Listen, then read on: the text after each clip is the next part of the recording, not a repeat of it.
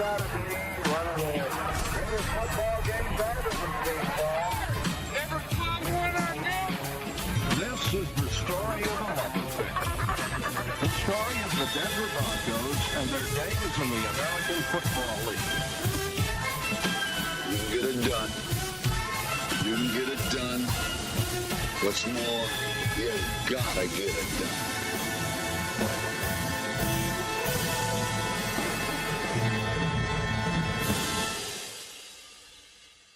Somebody from the CIA came to speak to us because they were looking for secretaries, and I actually was accepted to work for the CIA and had a date to go to Washington, D.C., and a friend of mine called and said, there's a new football team in Boston.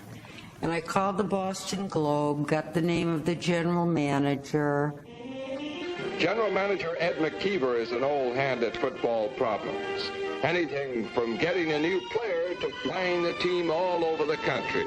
And as part of the interview, he put out a piece of paper and put 11 circles on the piece of paper and said, this is the offense of a football team. Name the positions. And I put the tackles next to the center, and the guard should have been next to the center. And I thought, well, that'll be it. 2 days later, he called me and said, would you come to work for the Patriots? So I started in June of 1960. Joan Parker's is the voice you may hear when you call Congress to 1776. Our house was set up the way our antenna was turned to ABC and NBC, so I used to have to beg my dad, let's go up on the roof, let's turn the antenna so I can see the CBS Eagles game at the Cardinals or wherever they were. It got to be too much of a chore, and my dad convinced me just, watch the other channel, ABC. There's a game on there. Houston now is in the midst of a 40-yard drive. The thing that drew me towards it were people like George Blanda, Billy Cannon. They give it to Cannon. Then it became less important to watch the Eagles. I remember growing up in Annapolis and sitting on the floor, black and white TV, of course. After watching the first game, either the Redskins or the Colts, then the second AFL game would come on. It was a way to spend the rest of the Sunday afternoon and a way to postpone homework. At the time when the AFL started, I was 22, 23 years old. A lot of guys that were playing were friends of mine. I mean, guys that I played in college with and guys that I played against. That's what the AFL was initially, more opportunities for players to play. And then as I started in coaching, it was more opportunities for coaches to coach. I never forget the first meeting we had in 1960. I said, listen, I do not know how long the American Football League is going to last, but I'm going to guarantee you this. We are going to be the winningest team in the history of the American Football League. Write that down and underline it. The only history book that concerned the founders of the American Football League was the one they were writing. Just keep matriculating the ball down the field, boys. One that offered a perfect reflection of its time. How fitting that it began on a jet ride through dreamy clouds above a fruitful nation. In the hand of a humble man not yet 30, who believed the old way was not the only way. You can get it done. What's more, you gotta get it done. His words were quiet and measured. His league was sound and fury. His name was Lamar Hunt. This story belongs to all the people whose lives he changed forever. I think probably my mother must have been bitten by a show business bug when she was pregnant with me, because that's just something that's of interest to me. I love show business. I love working on how do you attract the public to buy a ticket. Well, certainly Hunt was one of the first sports entrepreneurs, as we would call them now. You had a notion of sports as an entertainment business that preceded most of his peers. You know, this was a guy who jumped to the AFL from a failed venture in miniature golf franchising. A bogey of a business plan wouldn't hurt Lamar Hunt, who at any point could have chosen to fall back on his family's oil fortune. What pumped through Lamar's veins was his love for the spectacle of sport. At age 26, he watched the NFL title game on television. Marking out the signals for the Baltimore Colts. There, in a black and white image, he saw a full-color future in professional football. A growing game in a nation coming of age.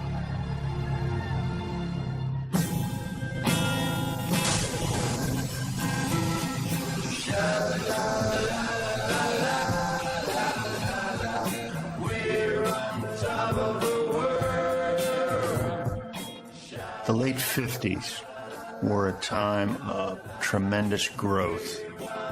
There was more free time, there was more money, and America is moving out to the suburbs, and they are starting to enjoy the spoils of victory in 2 world wars. As all this is happening, the owners of the NFL weren't really interested in expanding.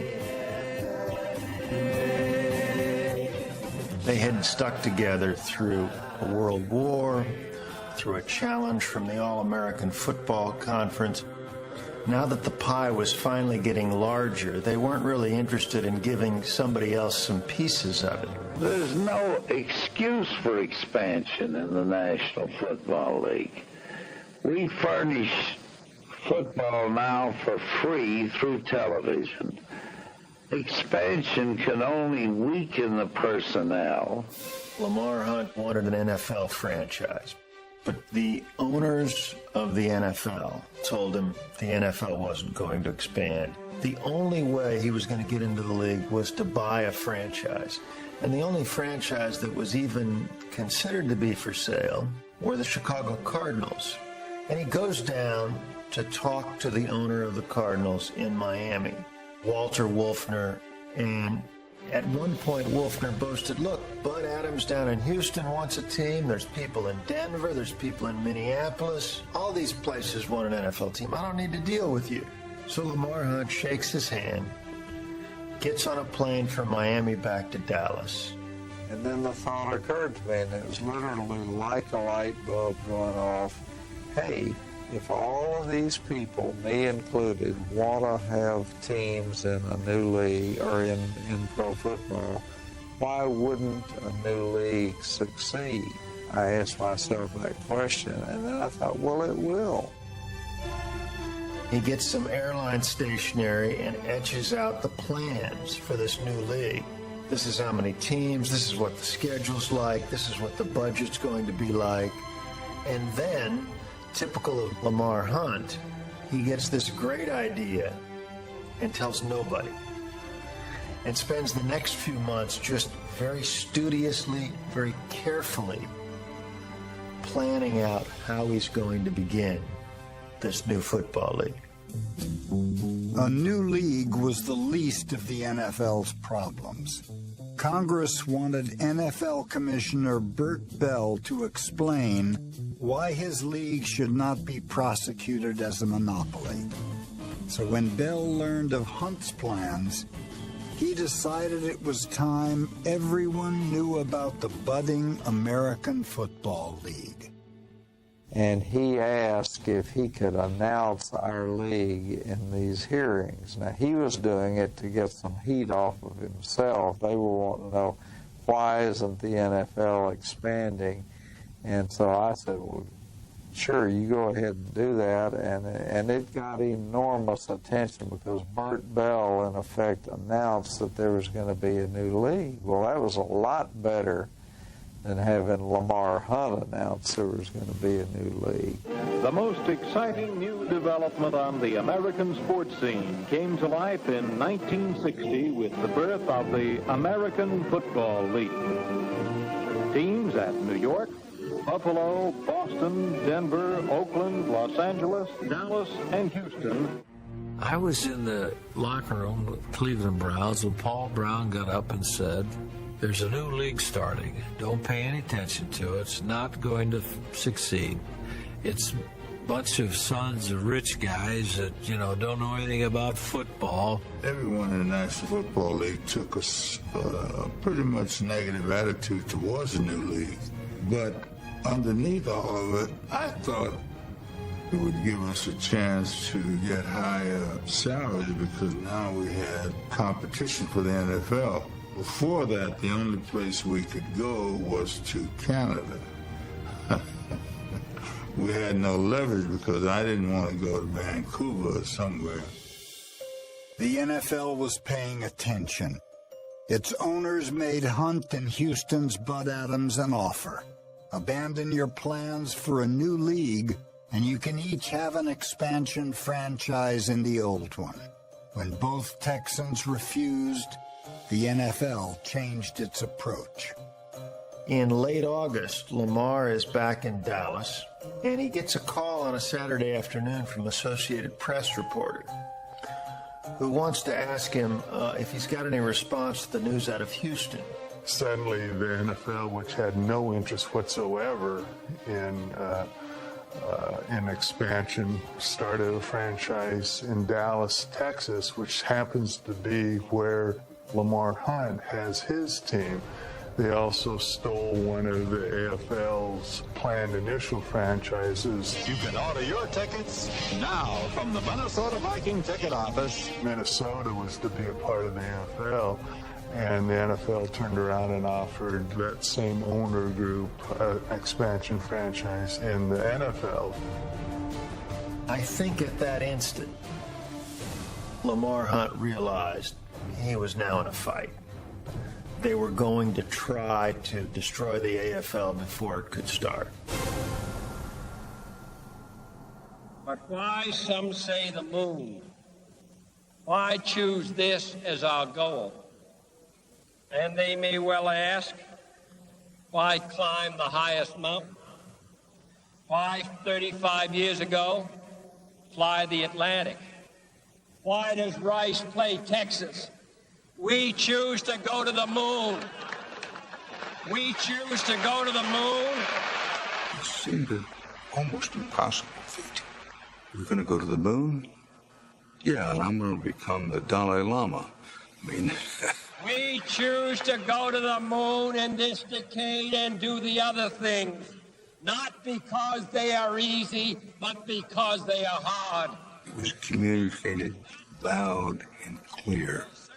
We can do, collectively, almost anything if we set our minds to it.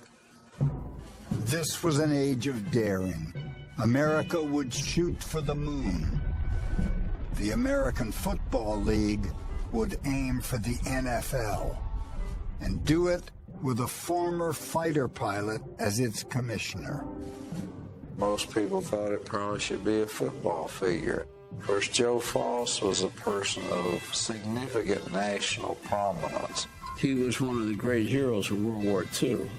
As a Marine Corps pilot, knocked down 26 Japanese planes. He was a big, good-looking guy, and the governor of South Dakota. Questioning went along these lines. Have you ever played football? I said, oh, yes, I played in college. Well, have you ever coached? And I said, my coaching was fighter pilots. If you lost, you got killed. But I don't think you really want a coach. What you want is somebody that can open every door in the United States. And I have the confidence that I'm the guy that can do that.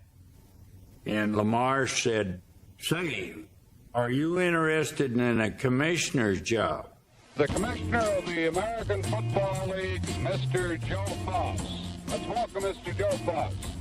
He had energy, he had charisma, he had drive. People would call the league offices and the secretary would say, Commissioner Foss is en route. That meant he was flying his own plane somewhere. And I traveled 250,000 miles that first year. I went to all the training camps. I think there were only a half a dozen guys that could do more push-ups than I could. Almost 500 push-ups. He would go around and make speeches to this Chamber of Commerce or this group of Shriners and talk up the American Football League. He was an outstanding representative for the American Football League in carrying our story to the American public. This is it. We'll let the ball players do the talking today. Merry Christmas to you all. The league fell like a gift from the sky into the lives of men like Paul Lowe. After the NFL's 49ers cut him, Lowe was employed in the mailroom at Baron Hilton's Charge Card Company. In 1960, Hilton founded the AFL's Los Angeles franchise. Naturally, the credit card man named his team the Chargers. When Hilton heard of the potential talent in his mailroom, Lowe went from sorting letters to reading fan mail and became the #2 all-time rusher of the league that wanted to make football fun. Oh, how happy you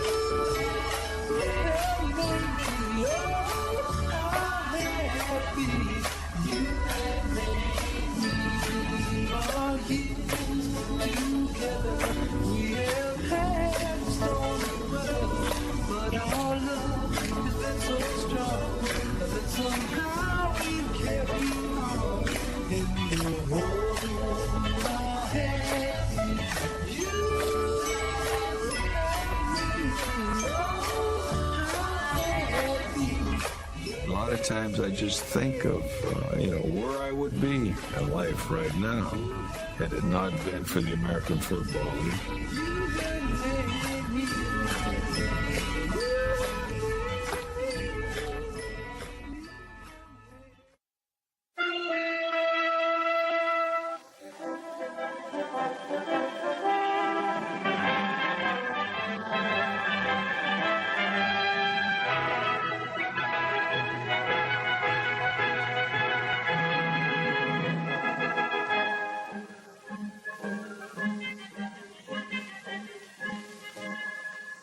My name's Buster Ramsey, and I've come to coach the Buffalo Bills. What do you say? Let's get started.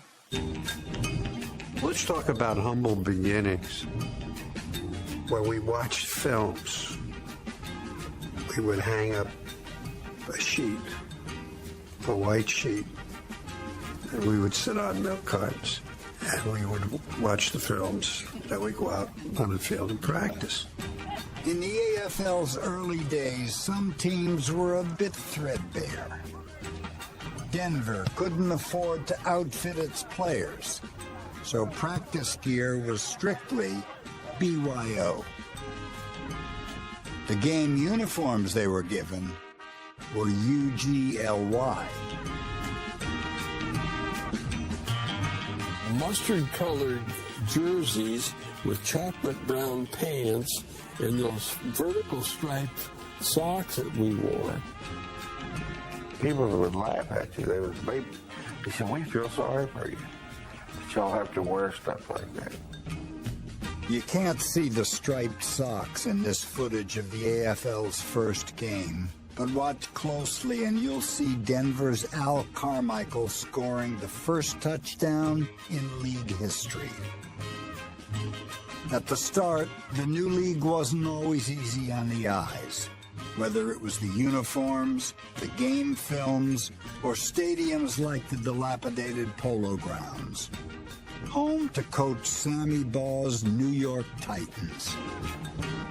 Goddamn worst damn place I ever saw. It had been run down. They didn't clean it up or anything. Made me sick just to go out on the field.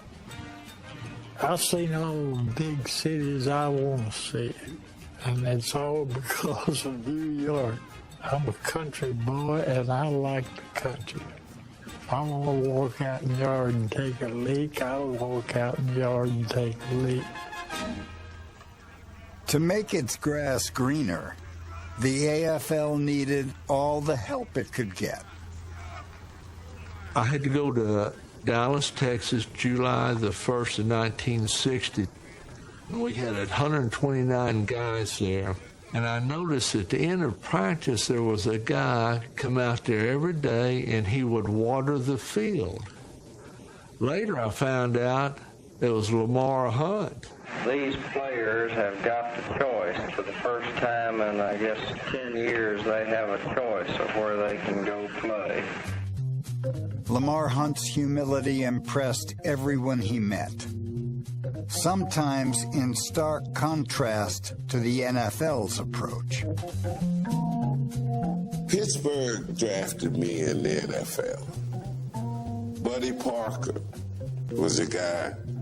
Him and Bobby Lane came to my house, drunk.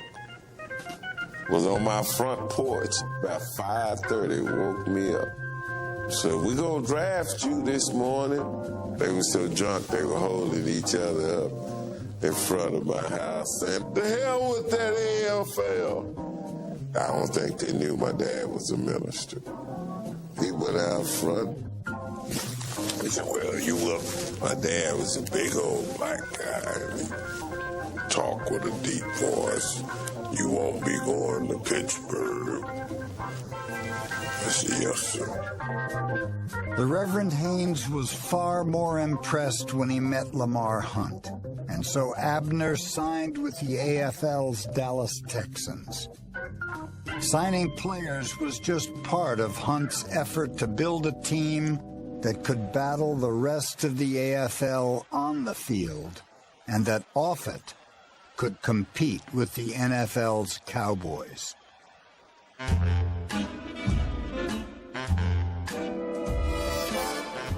I took a trip to Dallas, slept in a prince's palace. In the early 60s, Texas was known nationally as sort of a place for millionaires, entrepreneurs, big spending, big hats, big hair.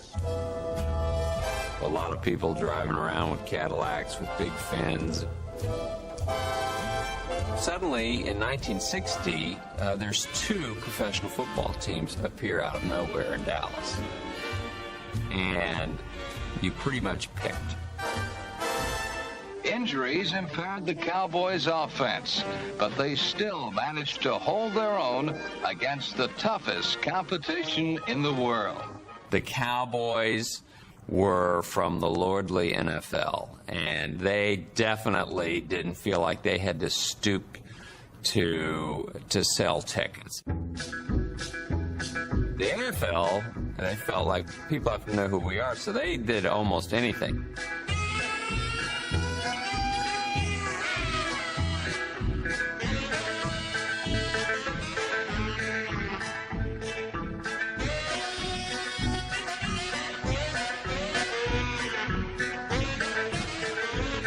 Lamar Hunt, for being as unassuming as he was, loved show business. And he billed his team as the Zing team of pro football, Z-I-N-G. One of the highlights of the Texans games this past season was the best halftime in professional football, featuring the fabulous Dallas Texans. And now meet Miss Dallas Texan of 1960, the beautiful Miss Kay Sutton. The Cowboys played some games on Friday nights. The Texans would often have a promotion that if you bring a ticket stub from Friday night's high school football game, you get into Sunday's Texans game for free, to get the crowd away from the Cotton Bowl on Friday night and going to their high school game. And then that was the level at which the war was fought. Cowboys' first 3 years were bad. They're playing in the established league. They've got the name stars showing up to the Cotton Bowl, but they're losing week in and week out. The Texans have this young team, this exciting team, Abner Haynes, playing this dynamic brand of football.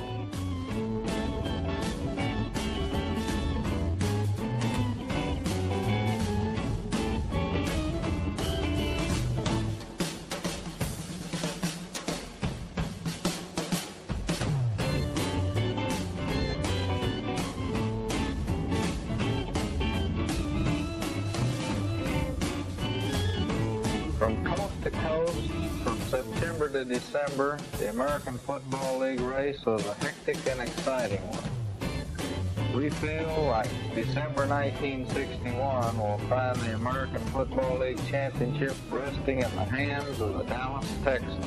Tom Landry admitted to me years later the Texans would have beaten us. It would have been a headline back then. It would have been huge news for the Cowboys to admit that the Texans were better. Down the road from Dallas, the AFL's Oilers were the only pro football team in Houston. From the start, Houstonians had as much pride in their team as they did in their city. Houston was under, at that time, the shadow of Dallas. They thought of Texas, well, Dallas is sort of the big city there. You say, wait a minute. Dallas is barely a Texas city. This was our attitude. Because Dallas is the only place in Texas that looks north and east for approval. We don't look for approval of any damn person. We know we're big league, but the rest of the world doesn't know it, doesn't believe it. Well, when the first talk began that professional football might be coming to Houston, it spread like mildew in a dark basement. This was going to be a stamp. Houston is a big league. It's now not just a big town, also. It's a big city. I don't think it's an overstatement to say it was the biggest news since the end of World War II. In the boom town of Houston, pro football began with a bang.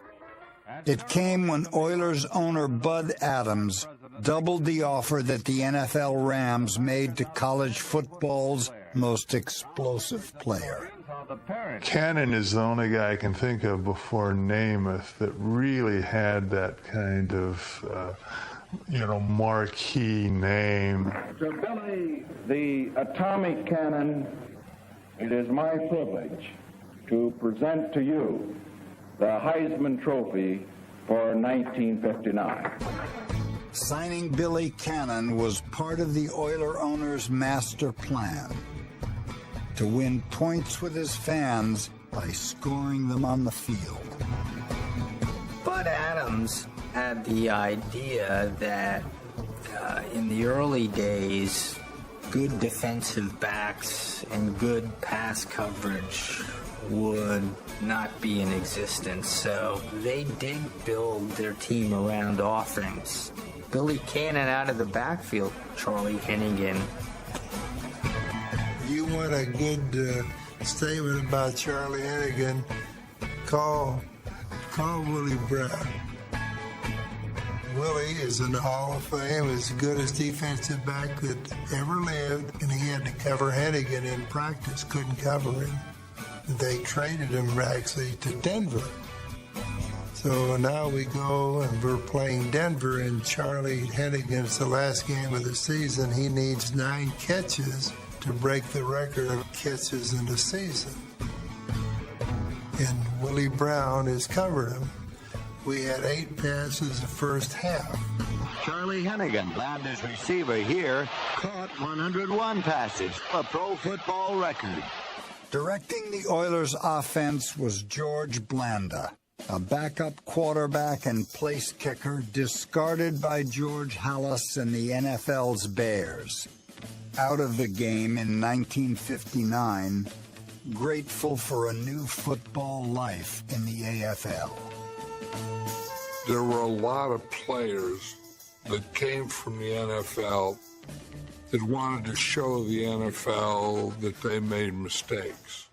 And George was one of those guys.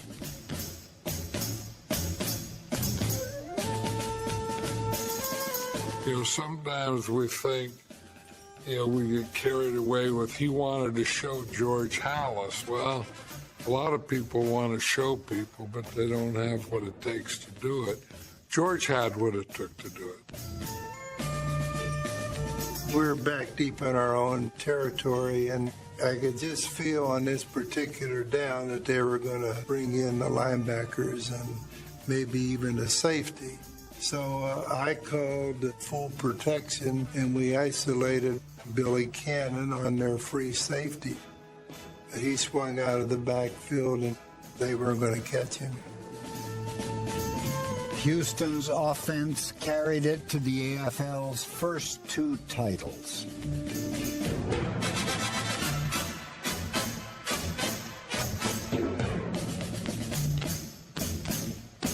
Gus Grissom is teeing up the ball as the honorary referee. George Glenn, Chief Buchanan, one of our great astronauts who is stationed here in our Space Center in Houston. The city that was home to the U.S. space program was also the launch pad for the AFL's first great air show.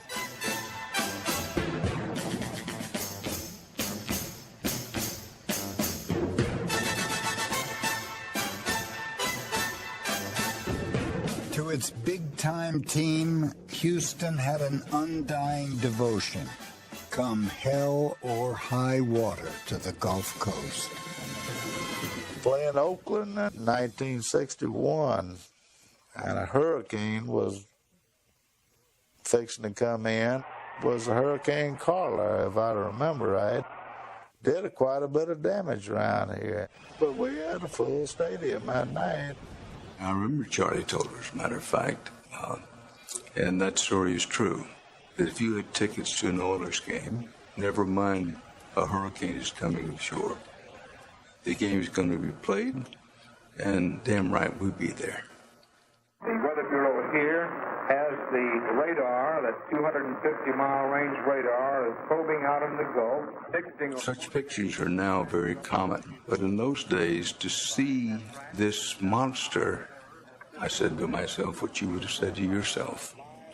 Television is pictures. This is a picture. Nobody's ever seen this on television. There is the eye of the hurricane right there. You can see it very clearly on the radar. A beautiful picture. Television weather coverage changed that weekend. Every day it became clearer. America's newest force of nature was television. It was an engine for information, and if harnessed correctly, a machine to make money. That lesson Lamar Hunt learned from the sport that at the time dwarfed even the National Football League. Lamar Hunt had been spending much of 1958 trying to decide, does he want to invest in baseball? Does he want to invest in football? And he actually went to a meeting that Branch Rickey held.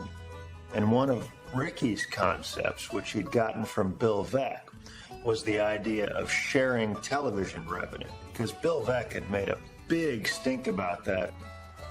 saying that it was unfair that the Yankees should get all this money for the broadcasts in New York when the Cleveland Indians, who Veeck owned, were an equal partner in those games and should share equally in the revenues the Yankees were enjoying. He was branded a socialist for even making the suggestion. But Lamar Hunt understood, in a way that not many people did at the time, that this was not an economic question. It was a competition question for franchises in smaller cities to compete with the New Yorks and Los Angeleses. You had to equalize the television revenue enjoyed by those teams. And so one of Lamar Hunt's main points was each team shares equally in a league-wide network package. First, the AFL needed a network. Just months before the league's 1960 debut, it found one in ABC. The deal was negotiated by New York Titans owner Harry Wismer, a former broadcaster who knew how to put on a good show.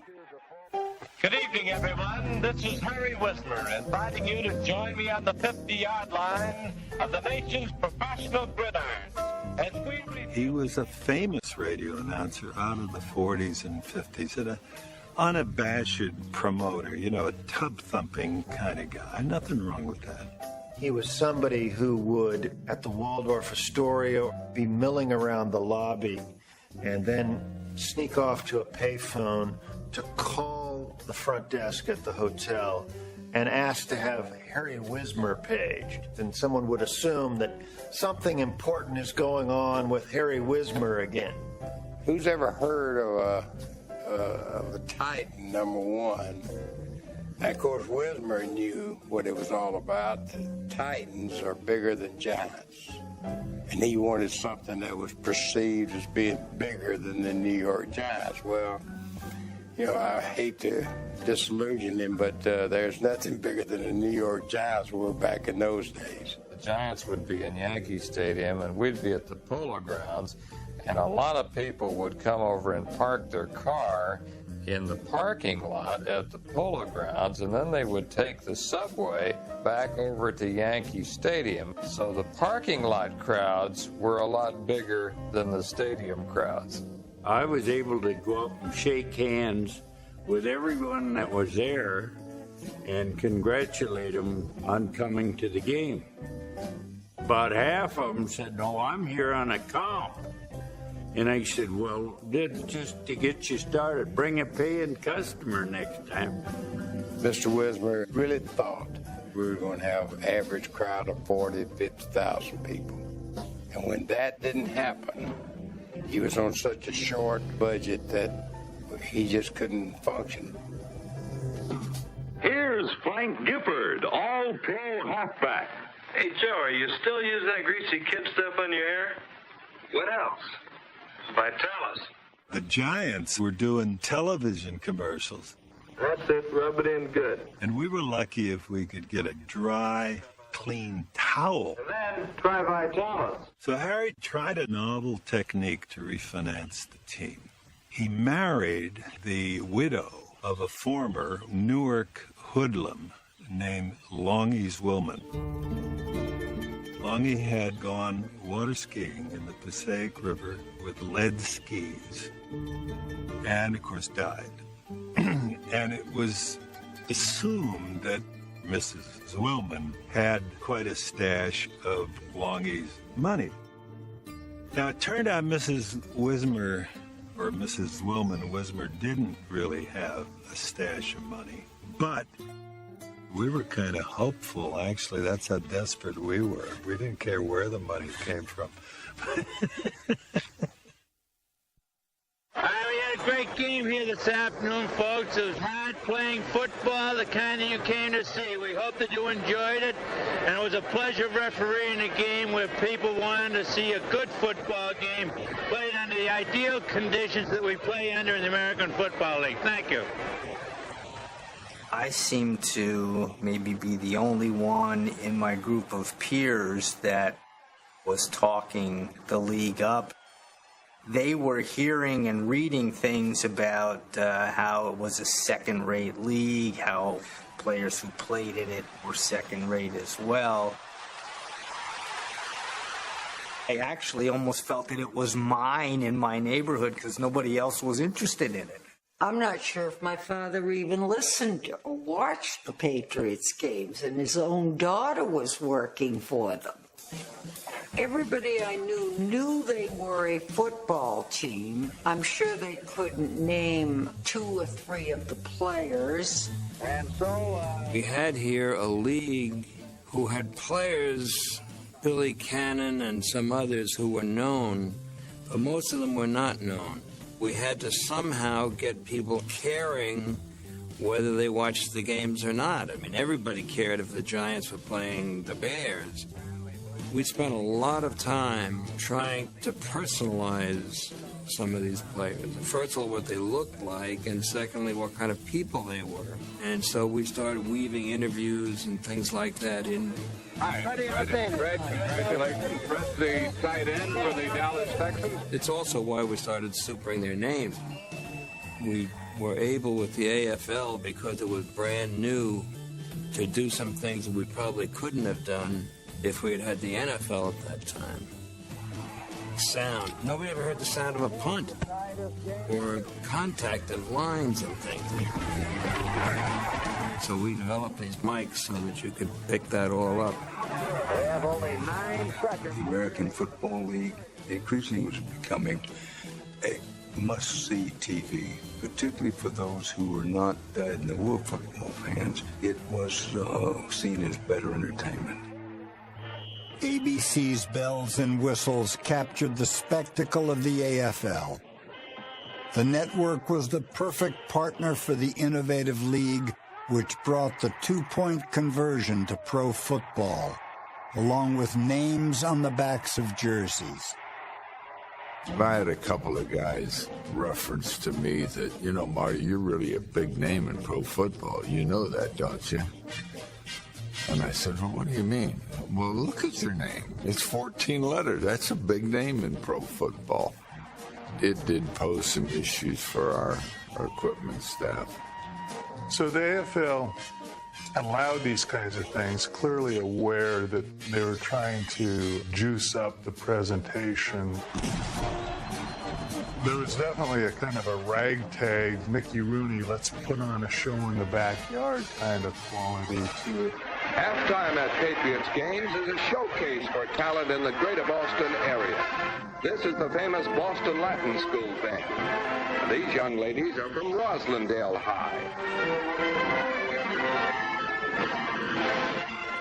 It's a little cool out there even for synthetic grass skirts, but the fans love it.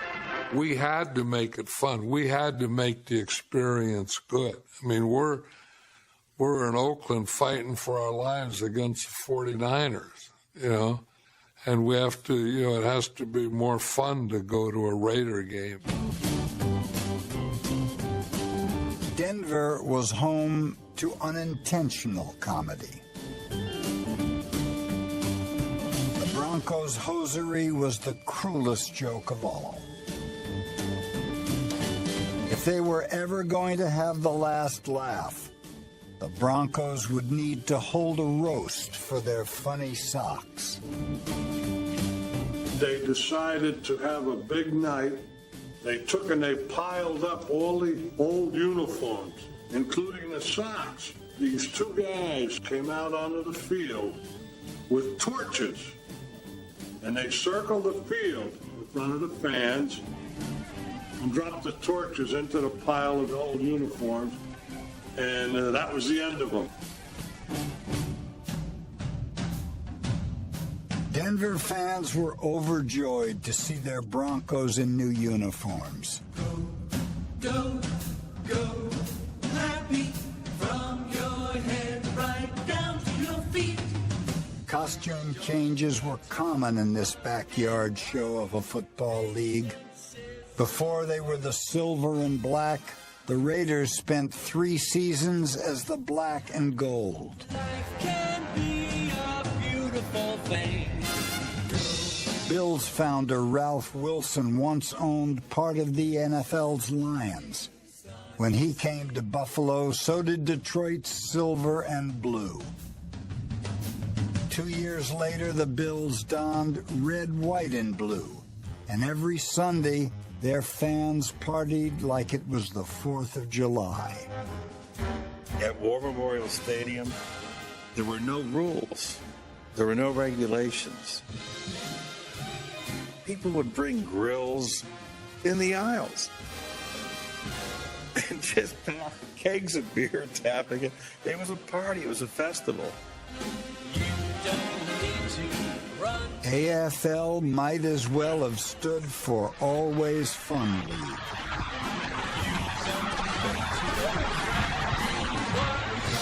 No one knew what they might see next. We're playing the Boston Patriots in Boston at Boston Field. All the fans, they thought the game was over. So they all came down on the field in that corner of the end zone.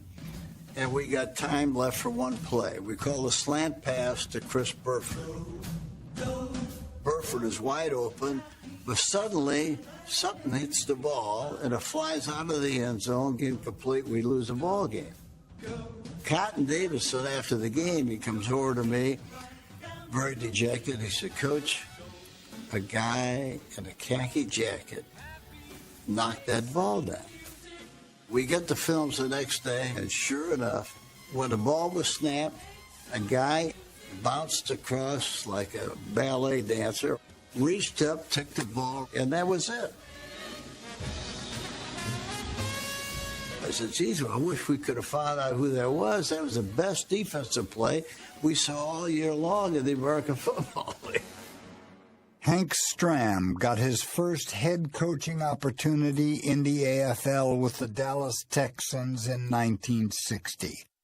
Before that, Stram had been an assistant coach in college football, where he'd learned from the legends.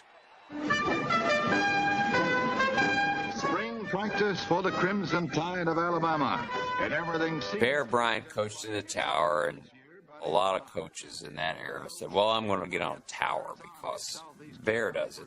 So Hank Stram coached from a tower in practices, Texas practices.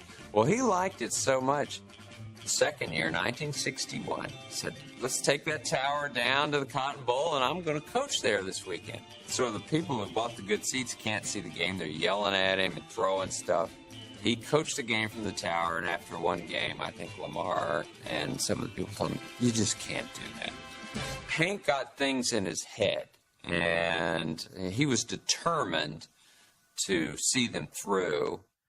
Hank Stram was the best quarterback coach that I ever had. He was my coach at Purdue for a couple of years, and he had helped develop my skills.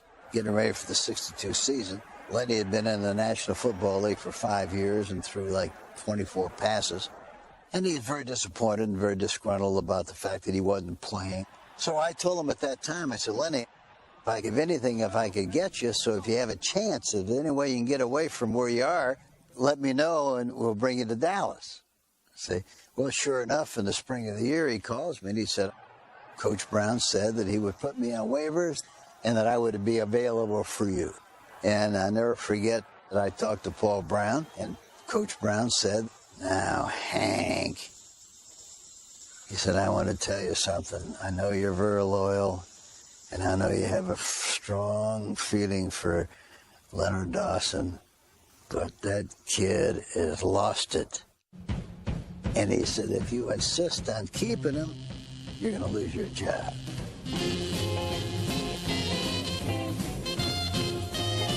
Reunited with his college mentor, Len Dawson spent 1962 matriculating towards stardom.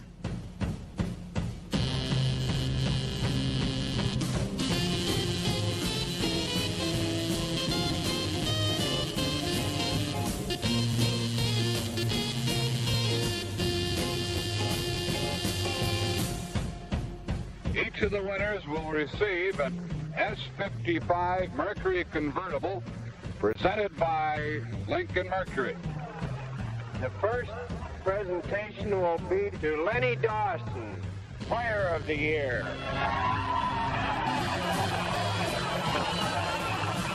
As the season went on, they started dominating people. We had Abner Haynes in the backfield who was having a phenomenal year. And all of a sudden we're thinking, hey, we could be the team to win it all this year. On the field, Lamar Hunt's team was winning. Off of it, his league was still struggling to compete with the NFL, especially in two-team towns like Dallas and New York. Chargers owner Barron Hilton conceded Los Angeles to the NFL's Rams, moving south to San Diego in 1961. That same year, the Oakland Raiders were close to abandoning the Bay Area. They were thinking of either sending us to Seattle or New Orleans. And our owners were going to back up because they needed money. And Wayne Valley had told Ralph Wilson, I think we're going to have to shut it down. And Ralph, to his credit, realized we can't go on with 7 teams. You can't have a pro football league with 7 teams. Wilson kept the Raiders alive by loaning them $400,000.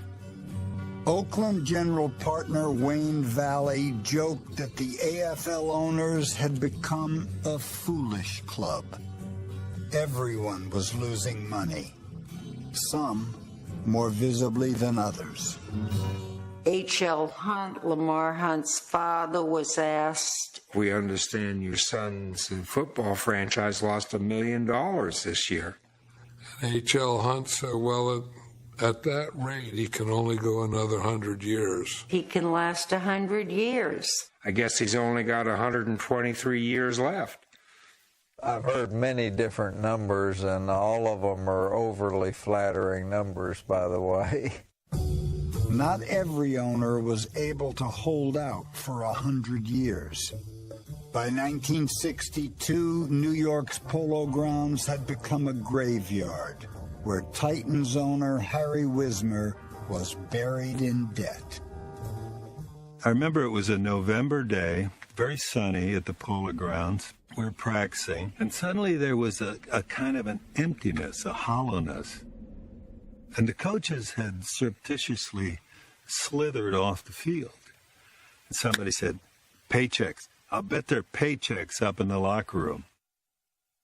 We realized that the coaches had gotten theirs, and they had a 2 or 3 subway stop head start on us, headed to the one bank, Irving Trust, and the one branch, 39th Street, and the one teller who was authorized to cash a Titan paycheck. He had a window, and he had the total in front of him, and every time somebody cashed a check and he gave him money, he subtracted that, and when he got to 0, he closed the window. You know, we couldn't cash a check or run a bill at Mr. Letterio's grocery store across from the apartment. I mean, Mr. Letterio is a fine Italian gentleman. At one time or another, he'd probably taken care of everybody in the neighborhood, but he just apologized. He said, I read about your husband's football team, and I can't let you have this sausage. So. 3 years earlier, Harry Wismer had been a founding member of the Foolish Club, sharing a common dream with Bud Adams and Lamar Hunt. By the end of the '62 season, his Titans were bankrupt. The league needed a success story in New York, so Wismer's former partners put his franchise up for sale. Whoever owned it next would have to put on a better show than Wismer ever did. Even though teams were losing $1 million or more a year, and the people who were most closely involved were frequently discouraged, they understood that they really had something here. The league was within the reach of finally being successful. The first debate, I was driving from Orlando down to Miami. And so I heard it on radio, and I got to my radio station, and I said, boy, that was really close. And Nixon was bright, Kennedy was bright, they agreed on a lot of things. They ain't going to change the numbers at all. And everyone there was saying, you didn't see it? I said, no. Kennedy killed him. If you had sat with a transcript of that debate, Nixon won. But Kennedy looked young and vigorous, and Nixon looked old and tired. It was another part of American life that was transformed by television. Television could turn perception into reality and back again. United steps to Amici.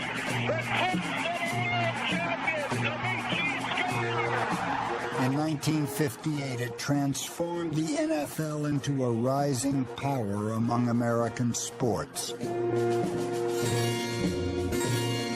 4 years later, on December 23, 1962, the Houston Oilers and Dallas Texans would play in the AFL's third title game, live on ABC. This was the day the new league would take its first step into the American spotlight.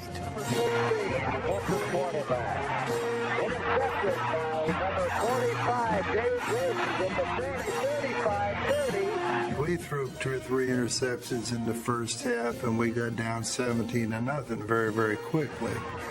It's a fake to McClellan. Dawson throwing to Haynes. He's throwing to 20. He's over to 5, and he's over.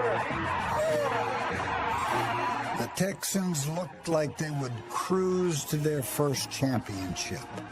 But in blew that famous Houston weather, and with it, the winds of change. He can hurt you from any place in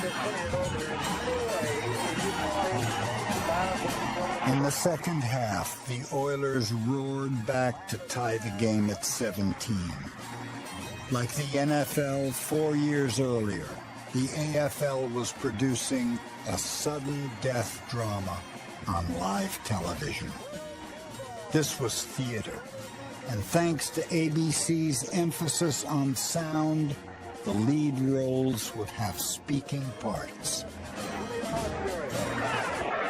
Let's go down to Jack at the 50-yard line. Right here in the playing field, and very shortly we're going to have the toss of the coin as the overtime period will come about. Stram decided having 40-mile-an-hour winds at Dallas's back was more important than getting the ball first. So he told Abner Haynes to choose the wind if Dallas won the toss. While the coin's in there, and call it loudly now. Yeah. Call it. Heads. Heads. Now, Dallas won. You have your choice, of course, receiving or kicking. We will kick to the clock. You're going to kick? Yes. To the clock. Right. Dallas won. Haynes misspoke. He thought he was taking the wind, but the words, "we'll kick," meant Dallas had made its choice and would kick off. Houston then chose which end zone to defend. The Oilers would begin overtime with the wind and the ball. It was a dramatic twist a nation of viewers got to see and hear.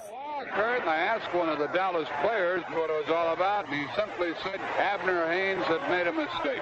Stram was, on the sideline talking to Haynes in a very consoling way. Obviously, he knew he'd made a huge mistake. It was a great insight into a player-coach relationship in such a critical game, in such a critical situation. Neither team scored in the first overtime. In the second, the teams switched sides and Dallas finally had the wind at its back. Dawson would hold for rookie Tommy Brooker, who had a chance to kick Dallas to a championship. I said, Tommy, just keep your head down, keep it still, and pump it through there, baby. He said, "Don't worry about it, Coach. I'll kick that sucker right through there like it had eyes." Won the game. The game is tied 17-17. Boston will hold in the 24. And watch it. The big rush is on. The kick is up. The kick is good. Dallas is the champion. Dallas wins it on a 24-yard field goal by Tommy Booker. The Comcast Storm carried on the field. There's no way that you can come away from it and not say this was one of the greatest football games ever played. All of that, the magic carpet of television brought right into your living room. Dallas's victory ended Houston's 2-year run as champions. It also came on a day in which weather was particularly bad up in the Northeast. There were a lot of people watching the game on TV.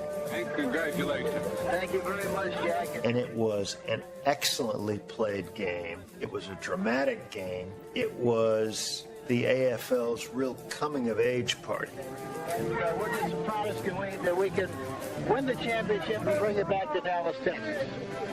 I thought, geez, this is it. The Cowboys are going to be leaving. They'll have to leave Dallas now because we are the champions. But that was the case. The case was that Lamar Hunt wanted the league to succeed. Lamar Hunt realized, even though he wanted to stay in Dallas, he could not be truly successful in a town that was divided. The Cowboys could wait it out longer because the NFL was going to be around. The NFL was clearly there to stay. The AFL was much more of a touch-and-go proposition. What he needed to do was create the perception and also the reality that the league was becoming more successful. And the only way to do that was to move his franchise. For Hank Stram to win the championship in 1962 and then move, he said he just cried his eyes out. Lamar sat him down and said, look, we are not make it this way. Broke his heart too. In the years to come, the AFL would need more than a few successful teams. It would need a league of strong franchises. It would need palatial new homes and compelling new faces. But before any of that could happen, Lamar Hunt would have to put the league before his team. For Hunt, for his Kansas City Chiefs, for the AFL, for everyone. History was about to crack wide open.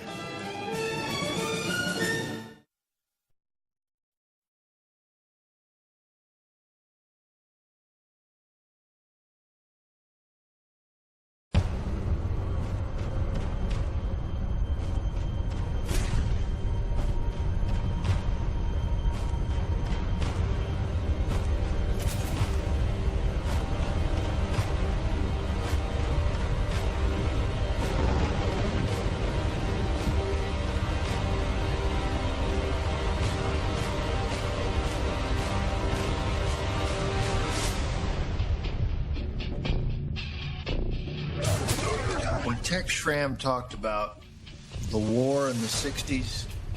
He wasn't referring to Vietnam. He was talking about the NFL and the AFL.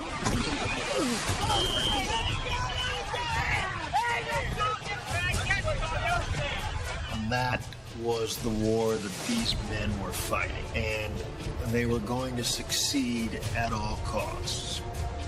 Get tighter on them! You're giving up too damn much! Settle down! Play football! Just war against the NFL to get the players. In 1966, 1987 AFL championship belonged to Oakland. They beat Houston in this game for the crown.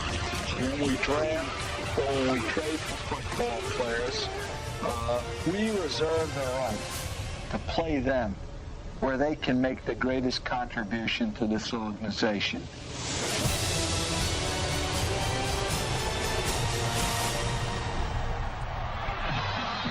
A major reason behind Denver's vault into second place in the rushing department was the acquisition of powerful fullback Cookie Gilchrist from the Buffalo Bills.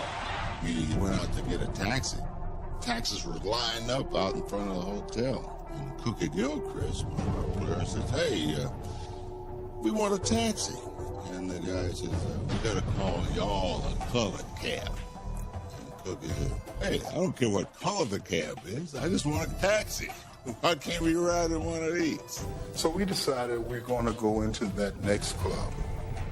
We get ready to go in. This little guy standing there pulls out a gun. You are not coming in here.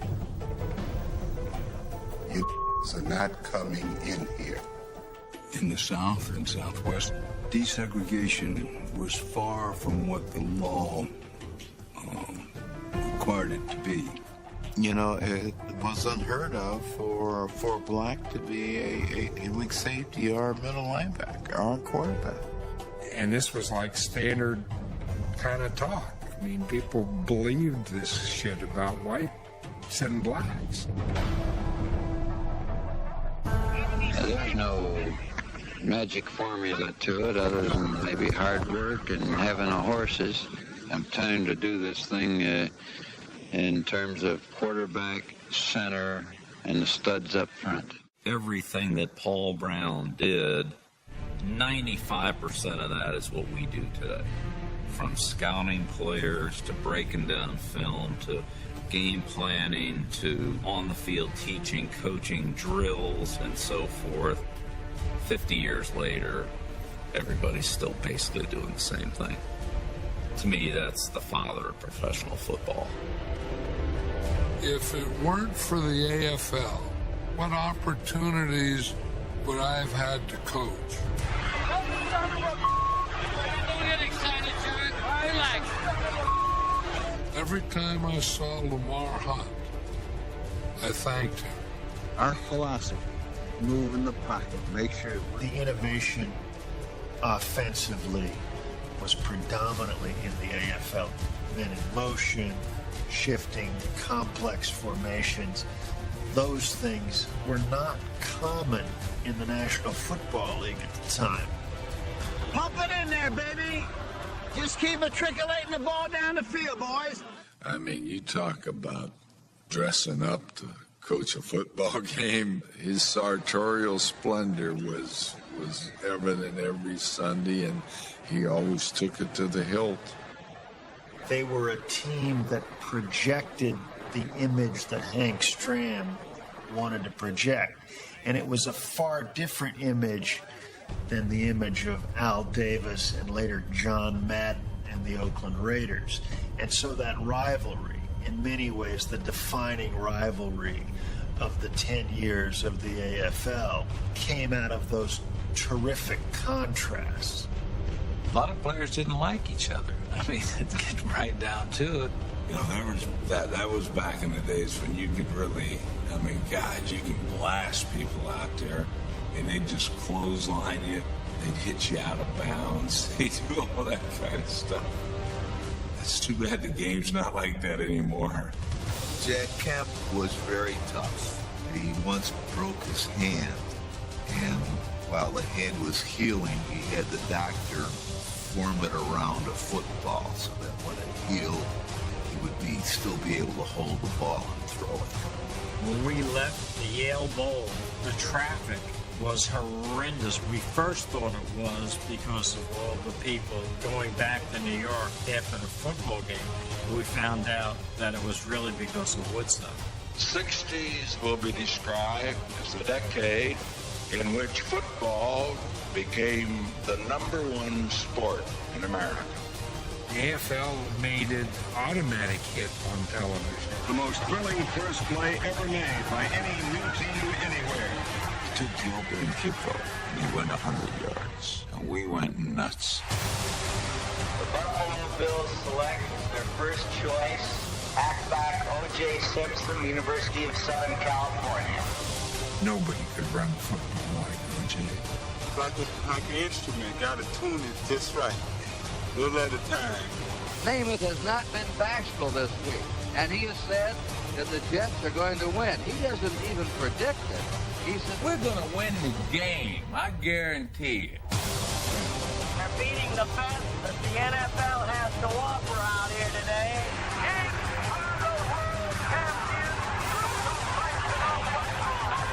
The AFL finally earns the respect it has desired. And the irony is it earns that respect at the moment it ceases to exist. It was time for some men to stand up and be counted. I think that's what we did.